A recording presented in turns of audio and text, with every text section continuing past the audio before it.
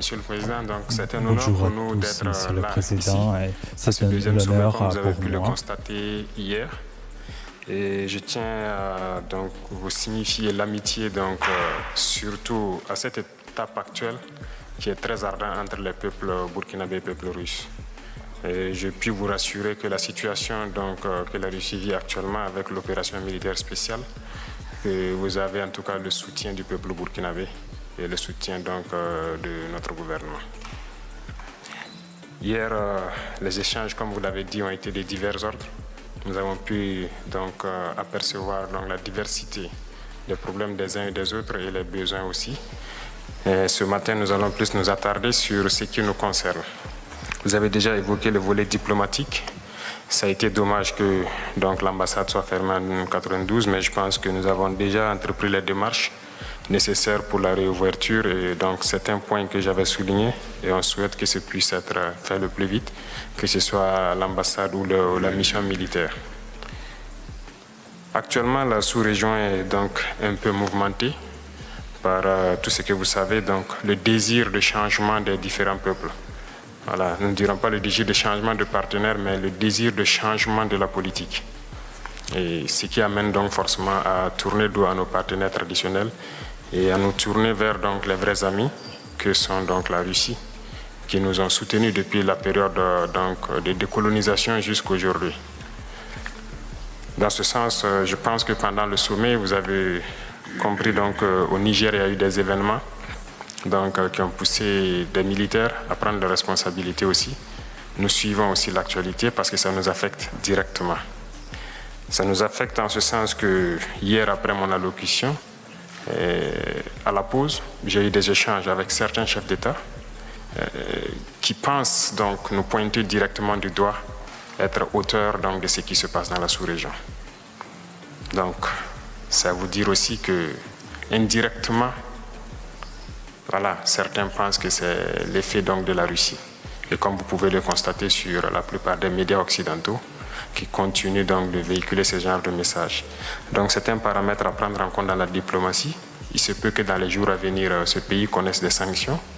Et nous devons de les soutenir tant que leur direction sera la même chose que nous souhaitons, c'est-à-dire un monde multipolaire vers leur souveraineté, en tout cas changer carrément de partenaire.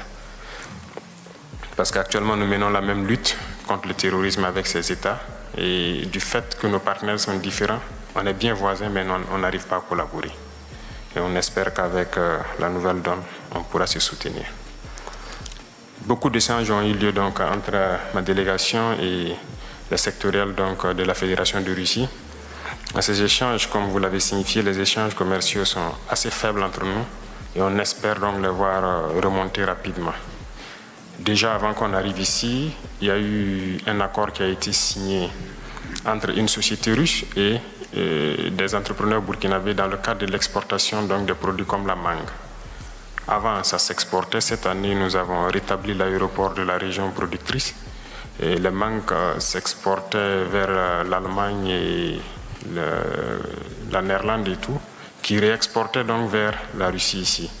Donc nous avons jugé nécessaire d'établir ce pont aérien pour que la prochaine production ça puisse se faire directement. Dans ce sens, nous pouvons aussi à travers le commerce signifier que nous avons une diversité quand même de produits qui pourraient intéresser la Russie. Et dans les échanges entre les ministres et les différents hommes d'affaires, nous avons compris tels que la mangue, l'anacarde et beaucoup d'autres produits agricoles qui pourraient intéresser. Il y a aussi l'installation d'usines de transformation de certains produits sur place là-bas. Et je sais que beaucoup d'opérateurs russes seront intéressés par cela, ce qui va contribuer à intensifier nos échanges commerciaux. Parlant d'échanges commerciaux et d'installation d'usines, nous avons un besoin crucial d'énergie. À ce titre, c'est un point important pour moi parce que nous avons besoin, en tout cas, si possible, d'implanter une centrale nucléaire au Burkina pour produire l'électricité. Notre position est assez stratégique parce que nous sommes au cœur de l'Afrique de l'Ouest et cette position fait que du fait du déficit d'énergie dans toute la sous-région, s'il y a un privé russe qui peut s'implanter au Burkina, il pourra vendre bien l'énergie à toute la sous-région. Et donc c'est un point très important pour nous et on souhaite que vous puissiez voir comment cela puisse se réaliser, en tout cas dans de brefs délais.